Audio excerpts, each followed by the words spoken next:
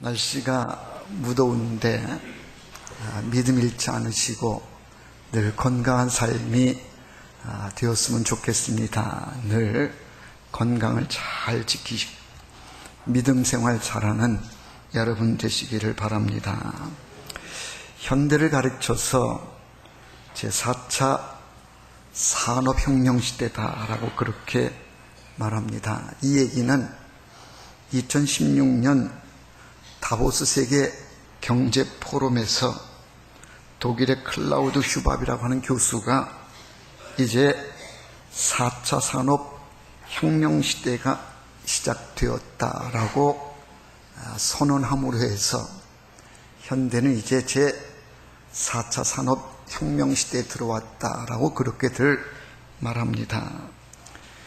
1차 산업혁명은 1760년대에 증기기관차가 발명이 되면서 이제 기계가 등장된 이 시대가 이제 제1차 산업혁명 시대고, 제2차 산업혁명 시대는 전기와 석유를 에너지로 사용하면서 이제는 대량 생산이 가능하게 되어진 때가 이제 제2차 산업혁명이고, 1860년대 이후라고 그럽니다.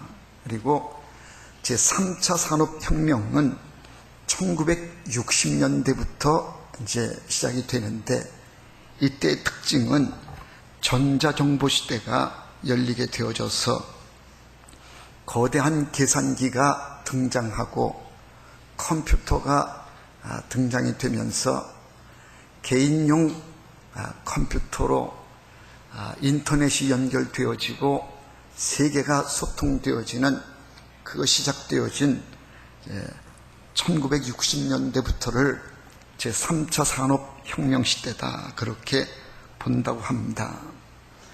그리고 이제 2016년도서부터 이제 제4차 산업혁명 시대에 들어왔다 그러는데, 4차 산업혁명 시대의 특징은 인공지능 시대다 그렇게 특정 지은다고 합니다. 우리 2016년도에 충격적인 한 사건을 우리는 경험했습니다. 그것은 바로 알파고라고 하는 컴퓨터와 세계 최고의 바둑 고수라고 하는 이세돌, 이 두 선수가 바둑 대결을 벌인 이 사건입니다. 5판의 대결이 있었었는데 4대1로 완전히 알파고가 승리하고 이세돌 구단은 패배를 했습니다. 이 대결에서 패배한 이세돌은 이런 말을 했습니다. 오늘 패배는 이세돌이 패한 것이지 인간이 패한 것이 아닙니다 라고 말을 했지만, 우리 모두는 인공지능의 이 가공할 만한 위력 앞에 이제 우리 앞에 어떤 일들이 벌어질런지 참 큰 충격을 받았습니다. 많은 학자들이 말하기를 이제 이 4차 산업시대가 열리면 앞으로 어떤 일들이 어떻게 벌어질런지 쉽게 예측할 수가 없다라고들 말합니다. 인공지능 로봇이 만들어지게 되면 이제 단순히 제품을 만들어내고 찍어내고 하는 그런 수준이 아니라 인간의 지능의 한계를 뛰어넘는 어마어마한 위력을 갖게 될 거라는 겁니다.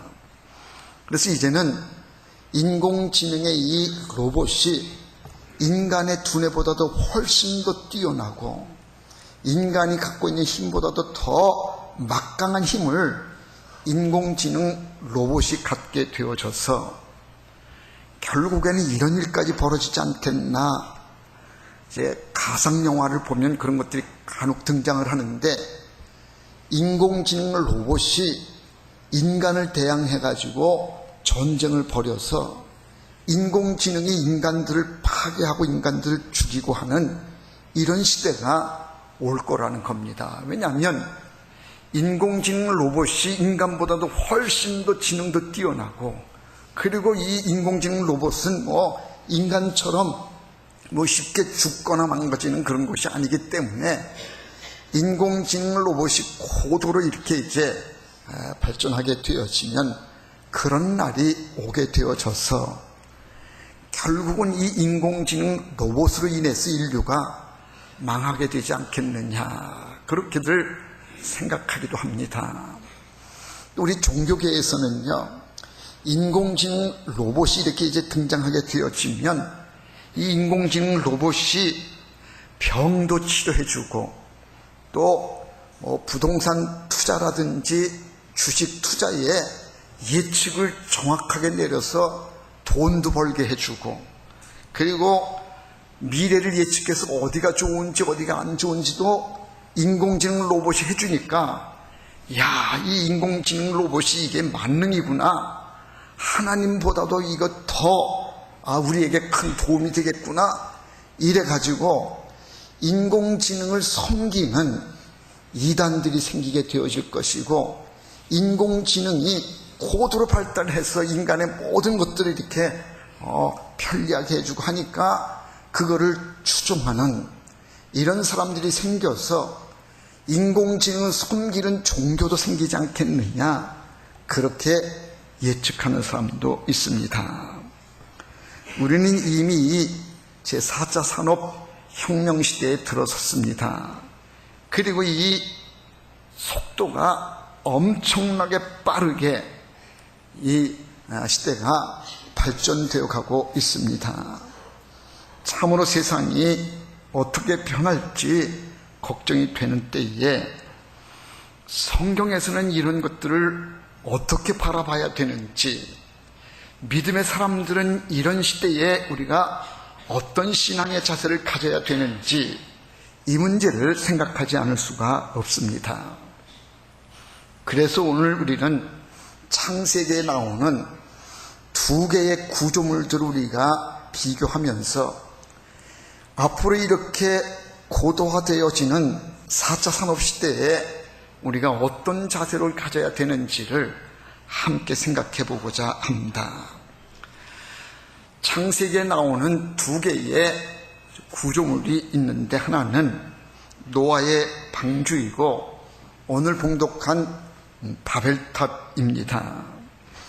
이 노아의 방주도 그렇고 바벨탑도 그렇고 이 두 가지의 구조물은 당대의 최고의 기술과 최고의 인력을 동원해서 만들어진 그런 아주 당시 시대로 보면 최고의 앞선 기술로 만들어진 구조물이었다는 겁니다. 먼저 이 노아의 방주를 보면 그 규모가 우선 대단합니다. 성경에 나와 있는 대로 보면 크기는 길이가 300규빗이고 폭이 50규빗, 높이가 30규빗입니다.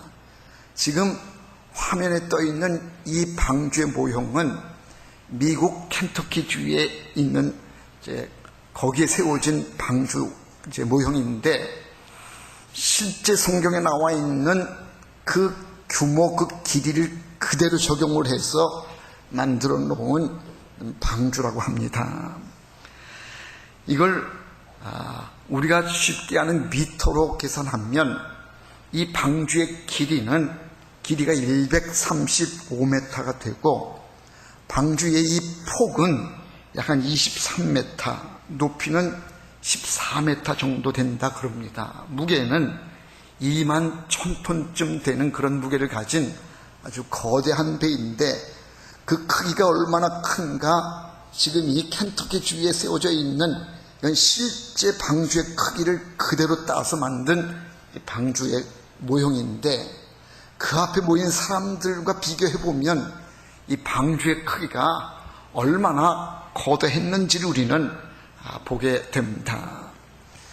지금도 배를 만드는 조선업은 모든 기술의 총집합체라고 할 만큼 거기에는 첨단 기술이 동원되는 것인데, 당시에 이렇게 규모가 큰 배를 만들었다고 하는 것은 그때 할 수 있는 최고의 기술과 인력을 동원해서 만들어진 배가 아니겠느냐.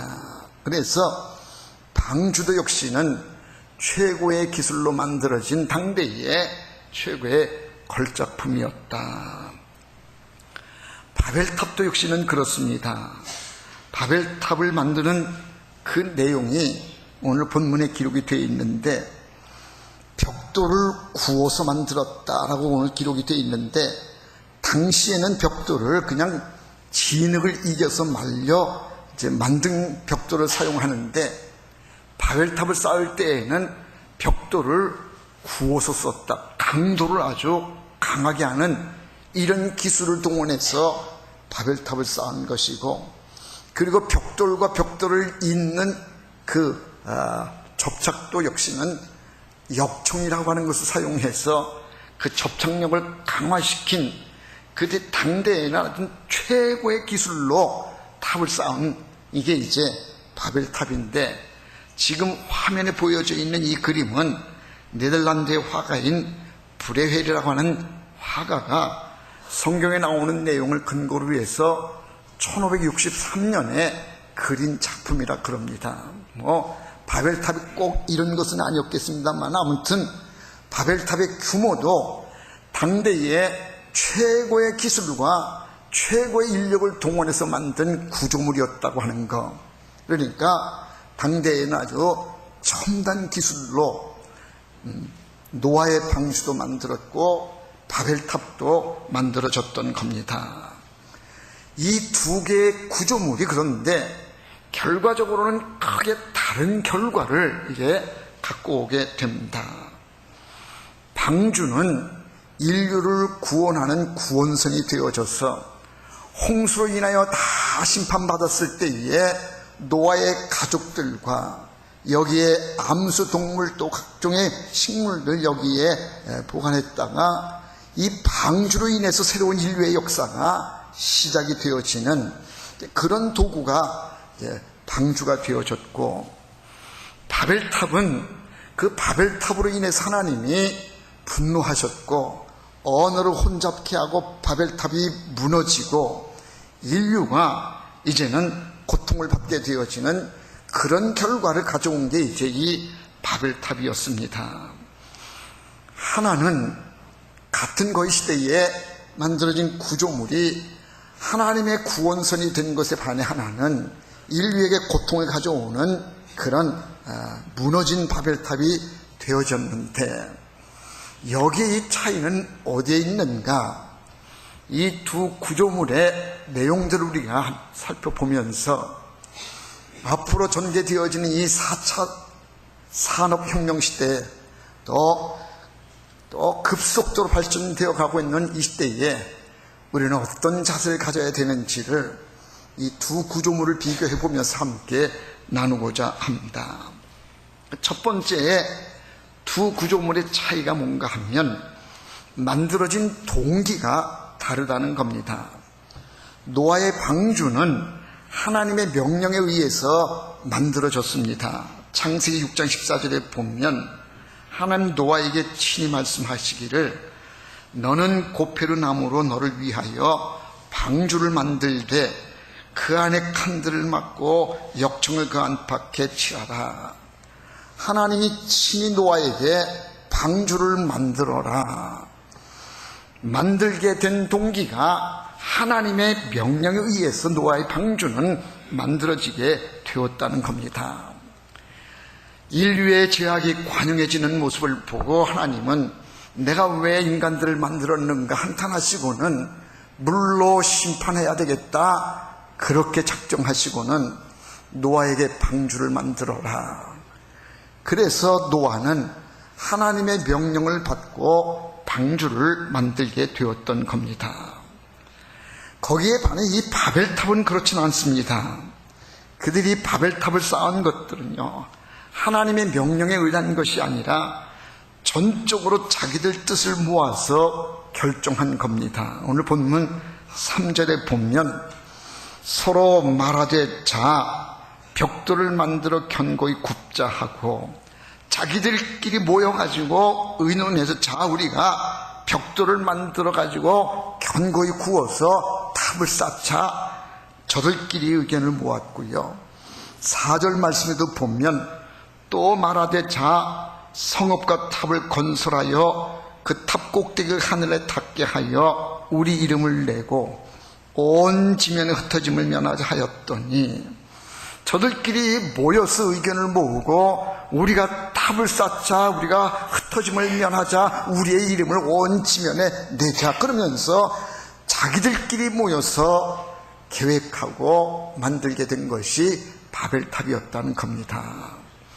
노아의 방주는 하나님의 명령에 의해서 만들어진 것인데 반해서 바벨탑은 인간이 주도적으로 인간 스스로가 만든 것이 바벨탑이었다. 이 만든 동기의 차이는 참으로 중요합니다. 인간의 방법 따라 살면 안 된다는 겁니다. 하나님의 명령에 의해서 만들어진 노아의 방주래야 이게 구원선이 되어지고 인류를 구원하는 이런 도구가 되어지지, 인간 스스로 만든 과학이요 문명이요 인간이 주가 되는 이것은 결코 무너질 수밖에 없다는 겁니다. 구소련은 군사대국이었습니다. 당시 과학으로도 최고의 발달을 이뤘던 나라가 소련입니다. 하나님을 잘 섬기는 믿음의 나라였습니다. 그런 소련이 망했습니다. 언제부터 나라가 기울기 시작했는가 하면 레닌이 공산주의를 세우자 할 때부터 시작이 됩니다. 볼세비키 혁명 이후에 그들은 더 이상 하나님은 필요 없다라고 규정을 하고 공산주의를 세웁니다. 자기들 힘으로 얼마든지 자기들은 행복을 누릴 수가 있고 나라를 건설할 수 있다, 하나님을 내몰았습니다. 그때부터 소련은 기울기 시작했고 70년이 못 되어서 결국 소련은 망하고 말았습니다. 하나님 없이도 살 수 있다고 하나님을 버리는 순간 그들은 망하고 만 겁니다. 사랑하는 성도 여러분, 왜 우리의 인생이 무너지고 우리의 가정이 무너지고 우리의 사회가 무너지는가? 그 이유는 하나님을 떠나기 때문에 그렇고 하나님을 버리기 때문에 그렇습니다. 하나님 없이도 우리가 얼마든지 살 수 있다, 우리의 힘과 우리의 기술과 우리의 과학으로 얼마든지 살 수 있다, 하나님을 떠난 때서부터 우리는 무너지게 되어지 결국은 망하는 길로 가는 겁니다. 바벨탑의 사건이 그렇습니다. 우리가 하자, 우리의 기술로 우리 힘으로 얼마든지 하늘에 닿을 수 있다라고 했었던 그들의 생각이 바벨탑을 쌓게 된 것이고 결국은 그 바벨탑은 무너지고 말았던 겁니다.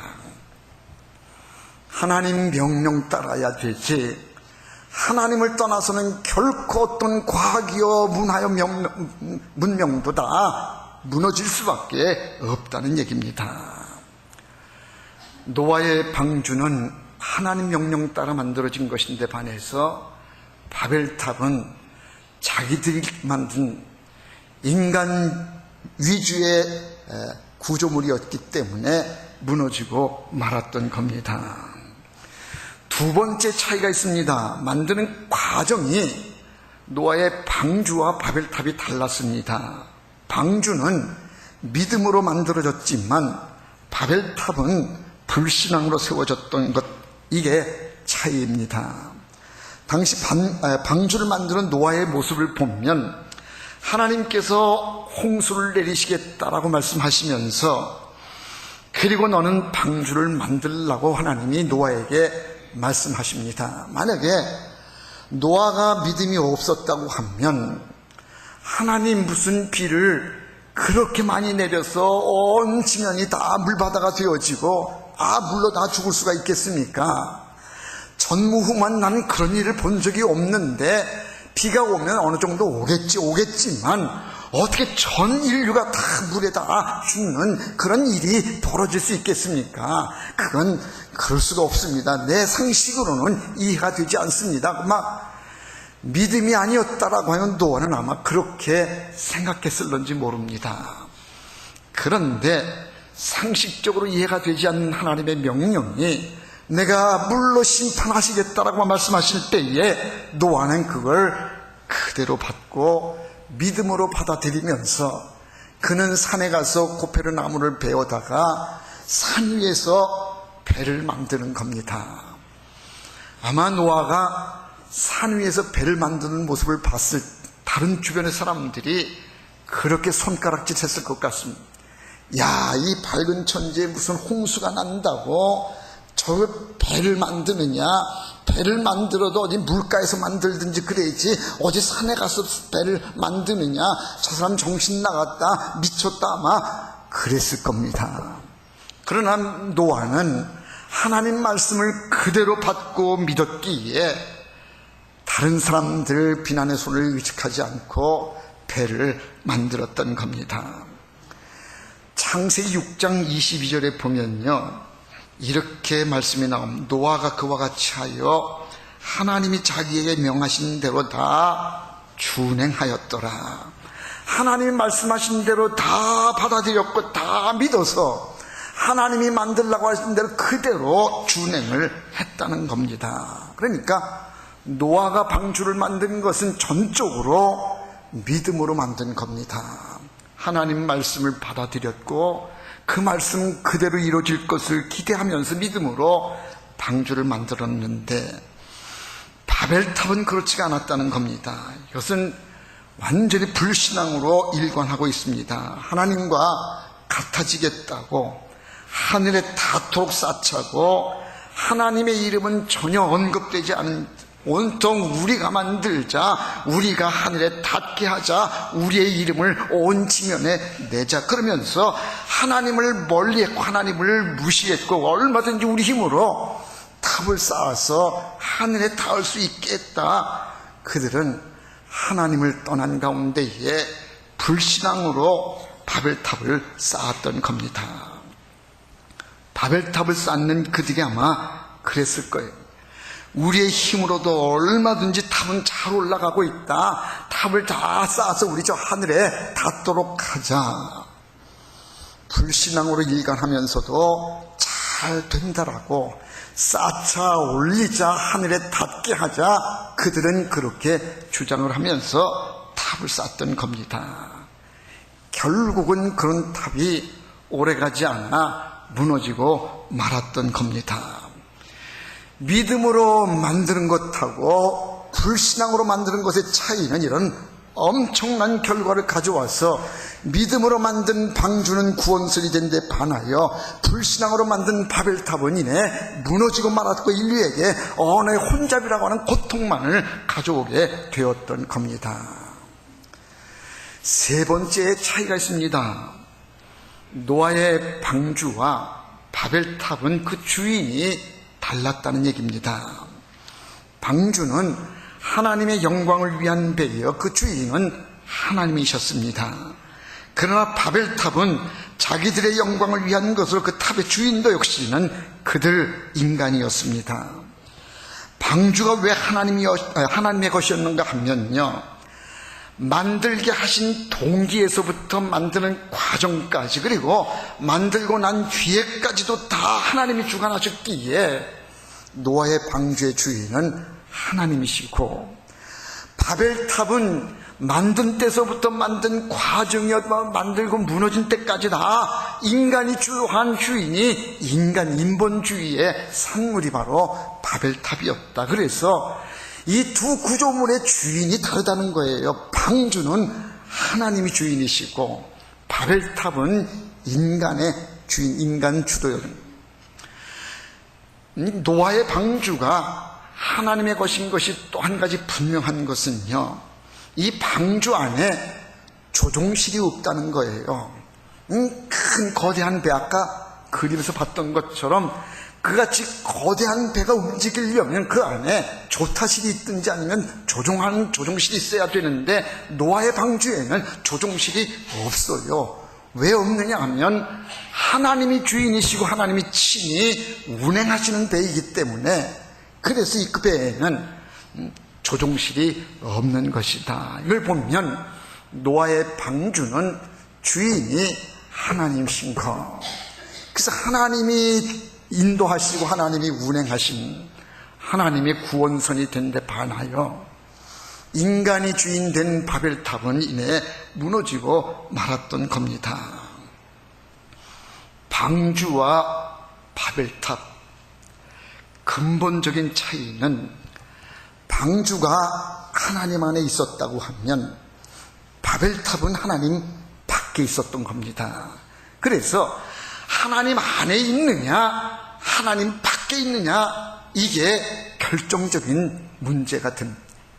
하나님 안에 있는 것은 구원선이요 하나님이 책임지시는 것이지만, 하나님 밖에 있는 것은 무너질 수밖에 없고 하나님 밖에 있는 것은 인류에게 고통만을 가져올 수밖에 없는 것이다. 문제는 하나님 안에 있느냐 하나님 밖에 있느냐가 결정적인 문제가 된다는 거예요.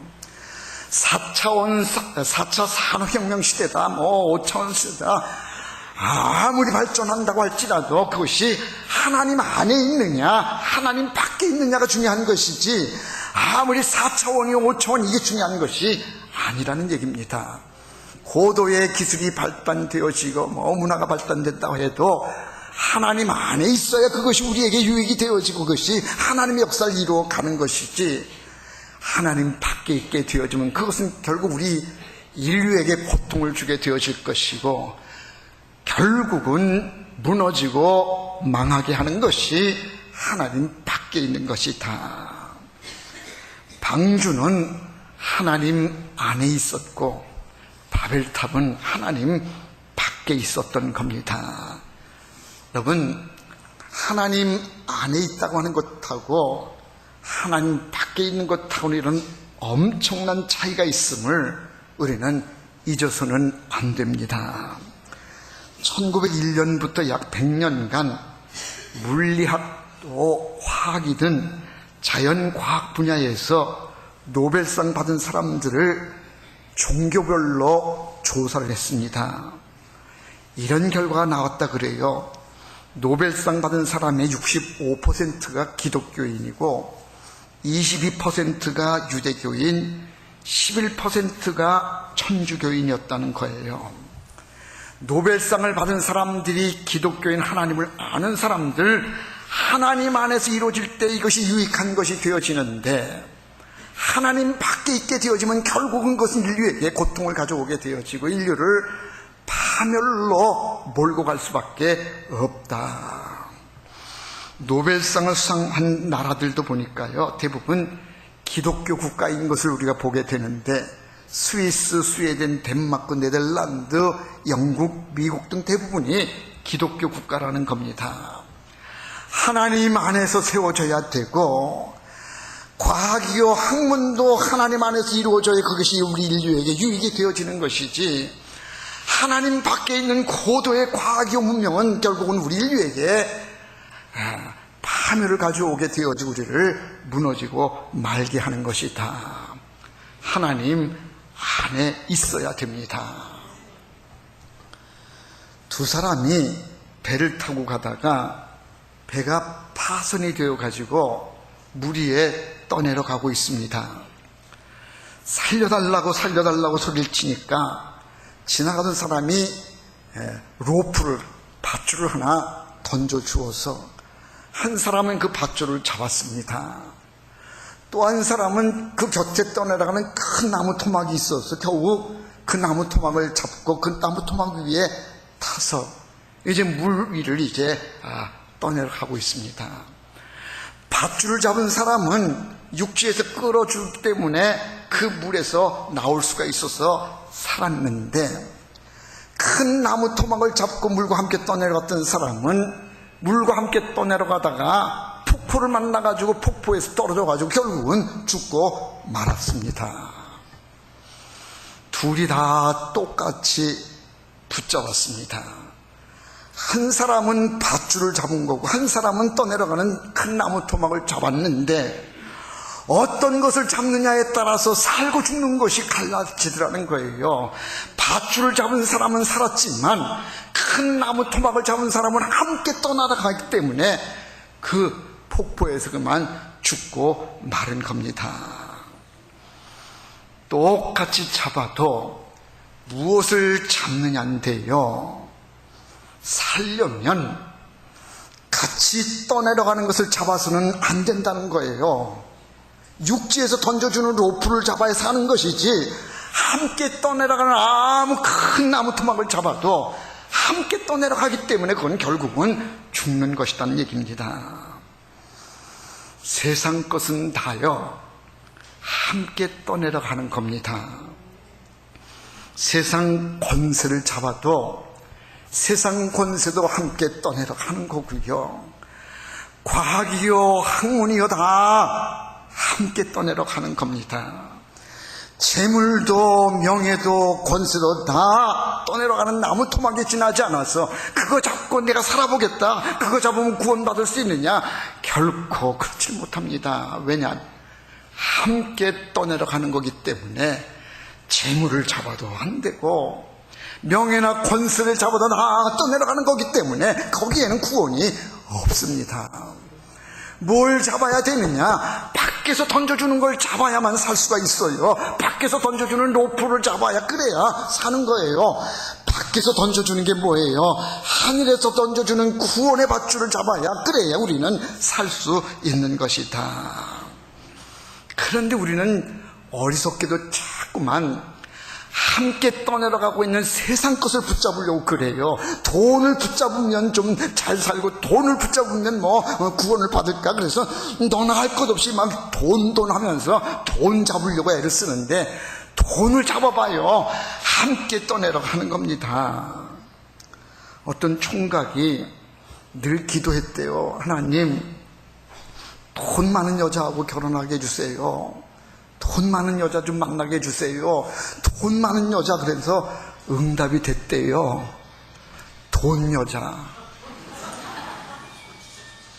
돌아버린 여자 만났다는 거예요. 여러분, 돈이고 재물이고 명예고 권세고 다 떠내려가는 거예요. 예? 과학이고 문명이도 다 떠내려가는 거예요. 신천지 이만희도 떠내려가는 거예요. 하나님에게 장길자도 다 떠내려가는 거예요. 그거 붙잡는다고 사는 것이 아니라 하나님을 붙잡아야지, 하늘에서 내려주는 걸 붙잡아야 그래야 사는 거예요. 이거를 왜 세상 것을 붙잡으려고 그래요? 세상 것은 다 함께 떠내려가는 것이다. 노아의 방주는 하나님 안에 있었어요. 바벨탑은 하나님 밖에 있었어요. 그들이 우리의 힘으로 탑을 쌓자, 하늘에 닿자, 막 벽돌을 구웠어요. 역청을 썼어요. 당시에 최고의 기술을 가지고 탑을 쌓았지만 결국은 무너지고 마는 거예요. 하나님을 붙잡아야 돼요. 하나님 안에 복된 역사가 있고 하나님 안에 구원의 역사가 있는 것이지, 세상 거 다 함께 떠내려가는 거 그거 붙잡아 봐야 같이 망하는 거요, 같이 죽는 겁니다. 여러분, 우리의 개인이 살려면 하나님 붙잡아야 되고, 우리의 가정이 살려면 하나님 붙잡아야 살아요. 세상 것 붙잡는다고 사는 것이 결코 아님을 바벨탑은 우리에게 보여주고 있습니다. 4차원의 산업혁명 시대가 오든 5차원의 산업시대가 오든 하나님 안에 있어야 사는 것이지, 하나님 밖에 있어서는 결코 우리는 멸망할 수밖에 없다. 하나님 바라보고요, 하나님 꼭 붙잡는 여러분 되시기를 주의 이름으로 축원합니다. 기도합시다. 사랑 많으신 아버지 하나님, 주님의 크신 사랑과 은혜를 감사합니다. 노아의 방주와 바벨탑을 견주어 봤습니다. 하나님 안에 있는 노아의 방주는 구원선이 되지만 하나님 밖에 있는 바벨탑은 우리 과학이요, 저들의 문화와 문명을 가지고 쌓는다고 해도 결국은 무너질 수밖에 없는 것임을 우리는 말씀을 통해 봤습니다. 하나님 안에 살게 해 주옵소서. 하나님 바라보게 해 주옵소서. 하나님을 꼭 붙잡고 믿음으로 사는 우리의 삶이 되게 하여 주시옵소서. 예수님의 이름으로 기도하옵나이다. 아멘.